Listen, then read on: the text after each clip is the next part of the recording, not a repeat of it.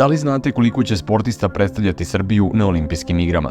26. jula počinje olimpijada, planetarno takmičenje na kom očekujemo velik broj medalja koje će doneti naši najbolji sportisti. Do 11. avgusta 112 srpskih najboljih reprezentativaca će se takmičiti za brojna odličija u Parizu. Na prethodnim igrama u Tokiju, koje su zbog koronavirusa održane 2021. godine, Srbiju je predstavljalo 87 sportista i sportistkinja u 15 sportova, a tada su doneli čak 9 medalja, 3 zlatne, 1 srebrnu, 5 bronzanih, što je rekord našeg olimpijskog tima. Inače, prema prognozama globalne kompanije Nielsen, Srbija će na olimpijskim igrama u Parizu stići do 12 odličija, od kojih će 5 biti zlatnih. Najsjajnije odličija svi očekuju od Novaka Đokovića, Ivane Španović, košarkaša, odbojkašica i basketaša. Zastavu Srbije na olimpijskim igrama u Parizu nosit će odbojkašica Maja Ognjenović i vaterpolista Dušan Mandić. Odlučeno je na sednici Olimpijskog komiteta Srbije.